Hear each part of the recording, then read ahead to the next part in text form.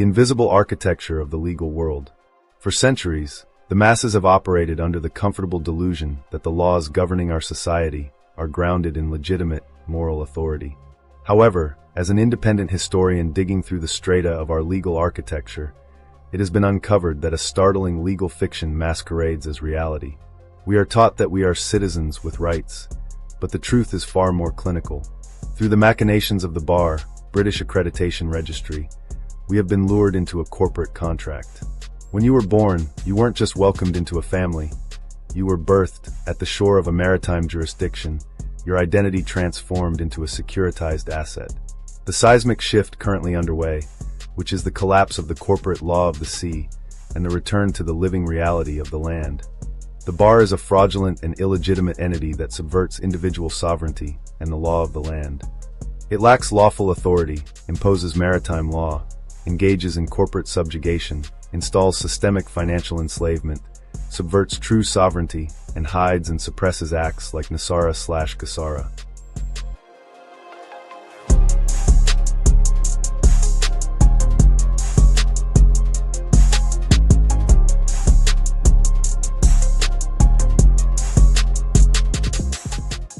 The expiration date, why August 31st, 2019, changed everything.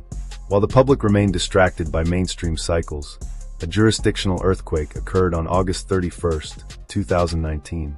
On this date, the authority of the Barre, the Crown Courts, and statutory judges effectively evaporated.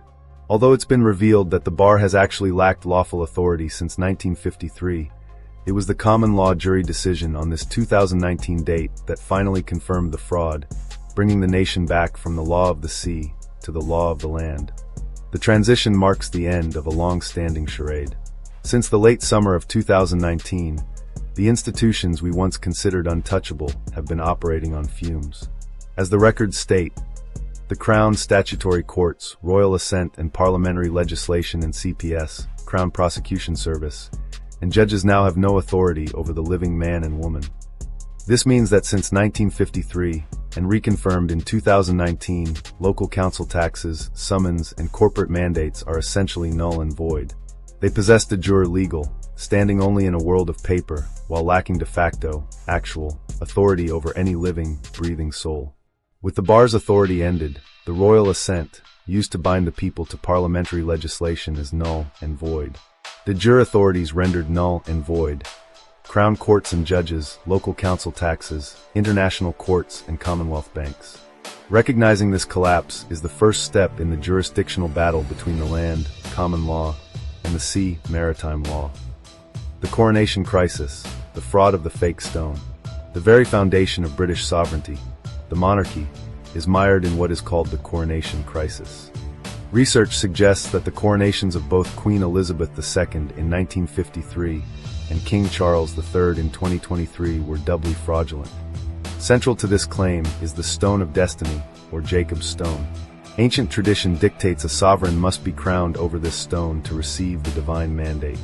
Investigative evidence, however, points to the use of fake stones, hidden by a dress in 1953 and a screen in 2023.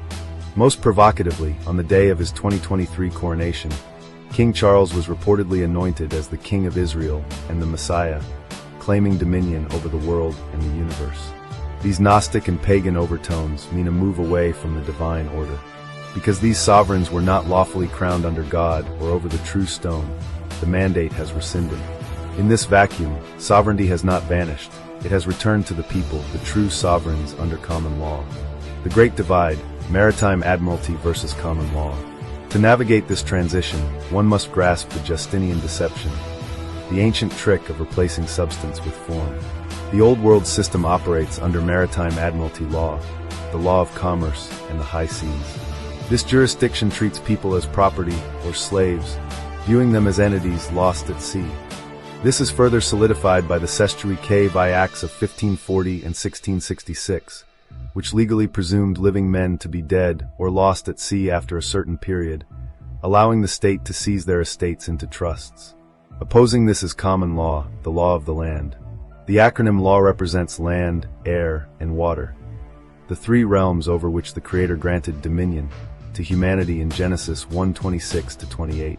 While maritime law relies on legal fictions, Pinocchio-like entities pretending to be real, common law recognizes the flesh and blood man or woman.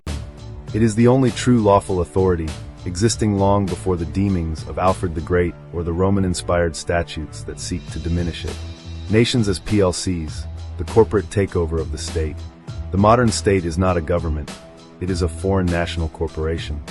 The United States was conquered and converted into a corporate fiction as far back as 1871.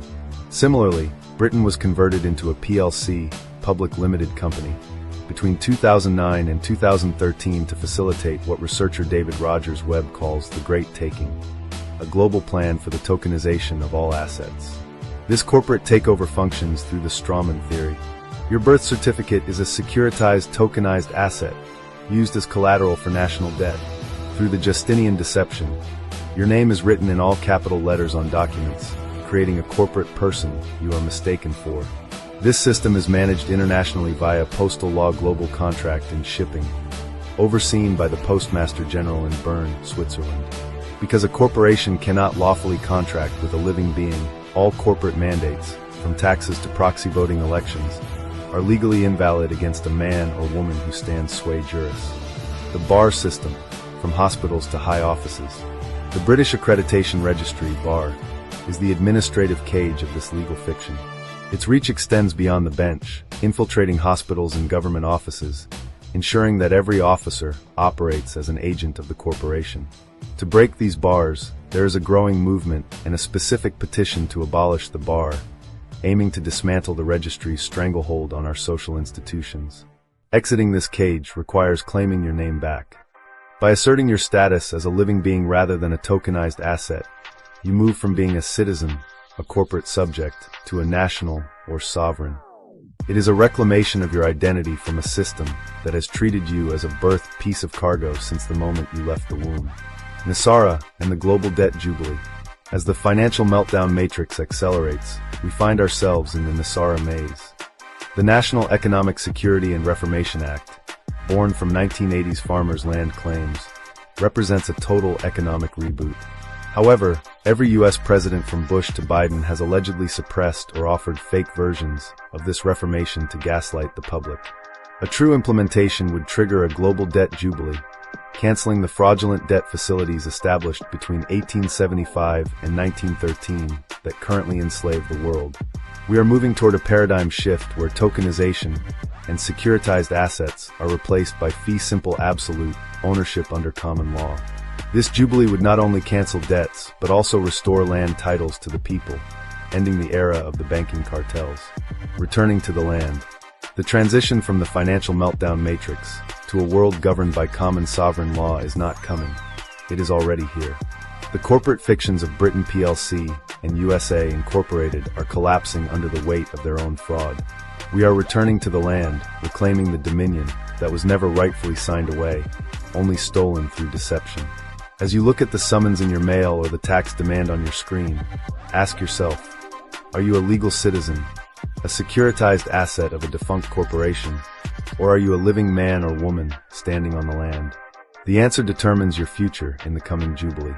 Never forget the fundamental truth that the bar wants you to ignore that legal is not lawful.